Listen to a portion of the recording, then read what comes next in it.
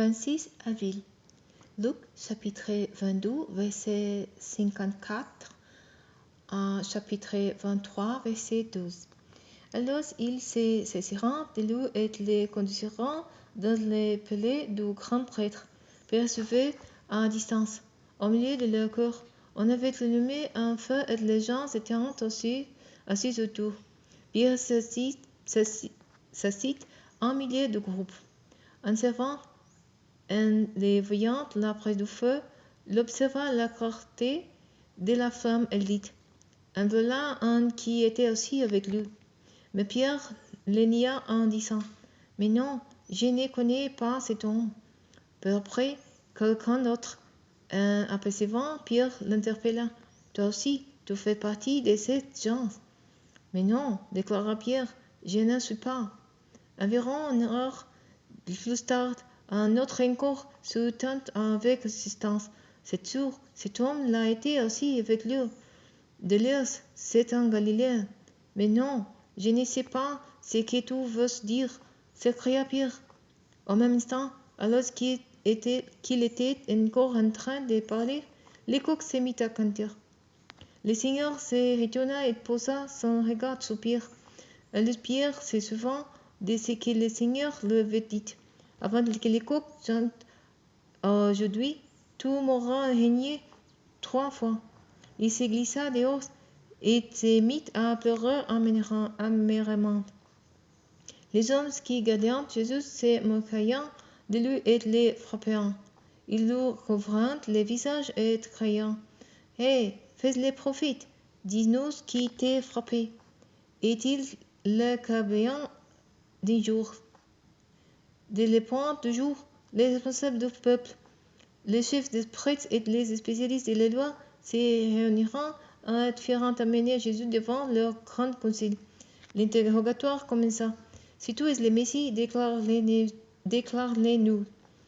Jésus leur dit: si je vous réponds, vous ne croirez pas.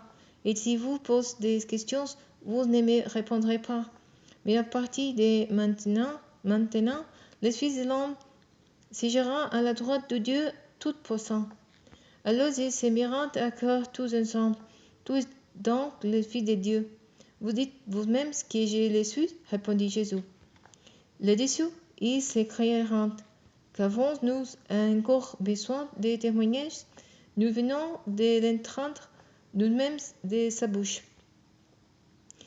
Toute l'assemblée s'éleva et les mena devant Pilate. Là, ils se mirent à l'accuser. Nous avons trouvé cet homme en train de jeter les troupes parmi notre peuple.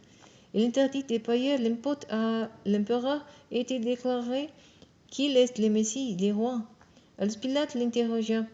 Et tous les rois des Juifs, lui demanda-t-il. Tu le dis toi-même, lui répondit Jésus. Pilate dit alors aux chefs des prêtres et aux gens rassemblés: je ne trouve chez cet homme aucune raison de le condamner. Mais il insistèrent de plus en plus, disant: il soulève le peuple avec ses idées. Il a endoctriné toute la Judée. Il a commencé en Galilée et il est venu jusqu'ici. Quand Pilate entendit parler de la Galilée, il demanda si cet homme était Galiléen. Apprenant qu'il relevait bien de la juridiction d'Hérode, il l'envoya à ce dernier qui, justement, se trouvait lui aussi à Jérusalem durant ces jours-là. Hérode fut ravi de voir Jésus car, depuis longtemps, il désirait faire sa connaissance, parce qu'il avait entendu parler de lui, et il espérait le voir faire quelques signes miraculeux. Il lui posa de nombreuses questions, mais Jésus ne lui répondit pas en mot. Pendant ce temps, les chefs des prêtres et les spécialistes de la loi se tenaient là debout, lançant avec passion des graves accusations contre lui.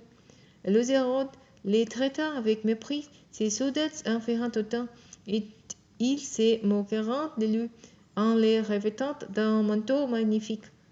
Hérode les fit reconduire ainsi chez Pilate. Hérode et Pilate, qui jusque-là avaient été ennemis, devinrent amis ces jours-là.